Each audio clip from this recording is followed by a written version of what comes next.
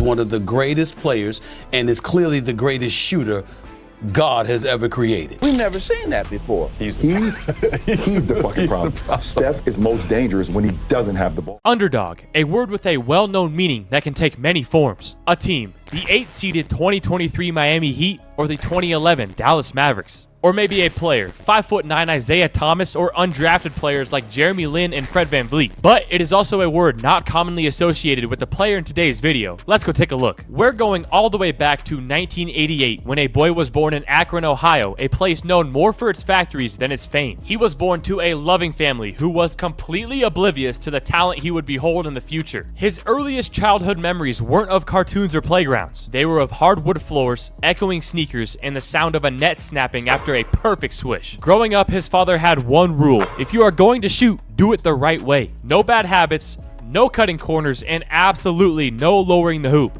And that was the beginning. A driveway, a regulation hoop, and a kid too short to make the net move. A few years down the road, he would begin his middle school years at a small Christian school in the suburb of Charlotte, North Carolina. He was not the biggest kid on the block. In fact, he was one of the smallest. Skinny, quiet, and respectful, the kind of kid teachers loved but coaches had no idea what to do with. While some of his teammates were learning how to dunk, he was still figuring out how to keep his jersey tucked in to a pair of shorts that looked 2 sizes too big. However, the kid had skills and that could not be denied. But in a game that worshipped size and strength, time on the court was a dream in of itself. Now let's fast forward to high school. He played at a private school known more for its discipline than its dominance. He worked hard, put up shots in silence, and took the game seriously, even when nobody was watching. He never made a headline and didn't star in a single mixtape, but he kept showing up, kept getting better, and kept hitting shots. But the offers never came. The big schools wanted absolutely nothing to do with him. They said he was too small,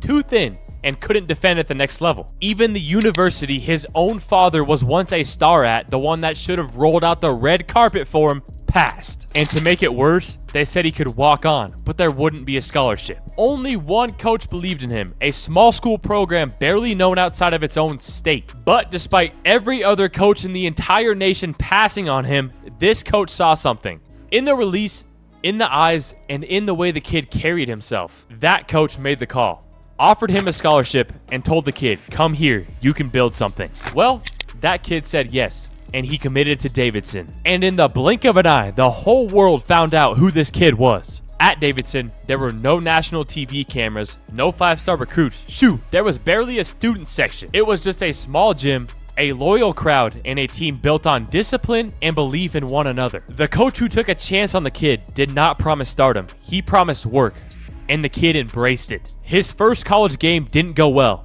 at all. Let's just say he had 13 turnovers. But buried beneath all of that chaos, there were flashes, quick handles, limitless range, and a shooting touch that made defenders lean forward on their toes each time he crossed half court. And then it started. Shot after shot, game after game, confidence that looked like it had no ceiling. By the end of his freshman year, he set a record for the most three-pointers ever made by a college freshman. Still, most of the country didn't notice or even bothered to look.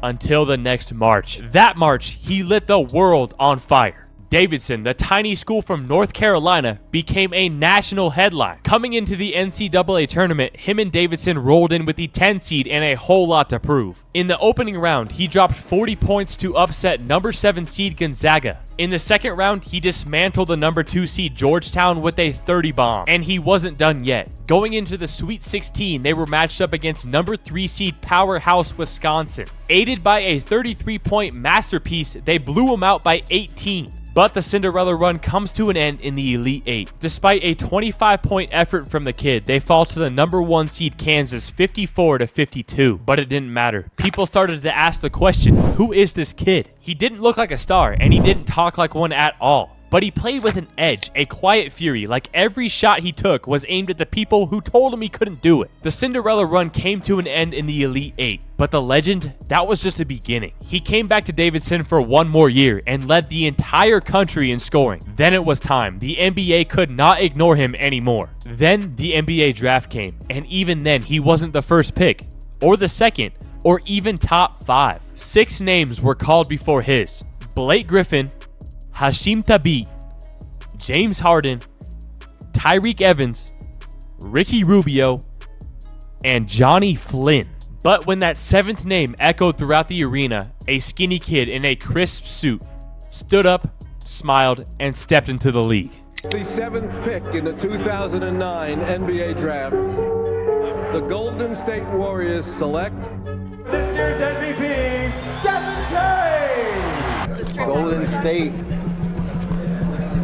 Steph, you got the team you wanted, right? Yes, yeah. I mean, any team that drafts you, you got to be the one that wants you. So it's the style that that I'm used to, going up and down, and I'm excited. Standing at 6'2" and a measly 185 pounds, the early years in the NBA were not easy. Injuries, doubts, ankles that wouldn't hold, too small, bad defense. In a league that demanded size and strength, somebody like Steph Curry was a figment of the imagination. Despite the noise, he kept shooting, kept moving, and kept working in silence. And soon, the league would bend to his will. What started as a kid that was too small to be recruited became a man too dangerous to be left open anywhere on the court. He didn't just make it, he changed the game forever. He is the only unanimous MVP in NBA history, a 4-time champion, and arguably a top 5 player ever. But it didn't stop there. Even after becoming a 3-time champion, he was still doubted and criticized. But to be honest with you, I don't see the Golden State Warriors bringing home another championship. You and Dominique Foxworth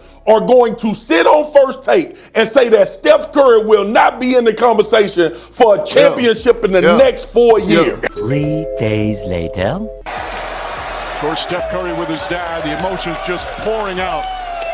It might be his 4th, but it means so much. Cheers, baby! What are they gonna say now? What are they gonna say now? Clearly remember some experts and talking heads putting up the big zero of how many championships we would have going forward because of everything that we went through. So. And then he took home his 4th with one of the biggest underdog squads in NBA history. In a league run by LeBron, Kobe, and an endless list of legends, the skinny kid from Charlotte took control and became the face of the league. I see a calmness about him. And I think it's something that a lot of players don't understand. He inspired a generation to believe that skill could beat size, hard work could beat talent, and belief in yourself could take you farther than you could imagine. And in doing so, he rewrote the record books, forced teams to adjust, and changed the way the world saw and played basketball, one shot at a time.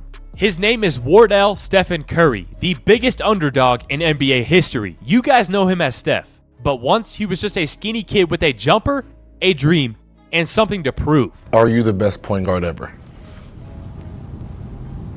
Yes.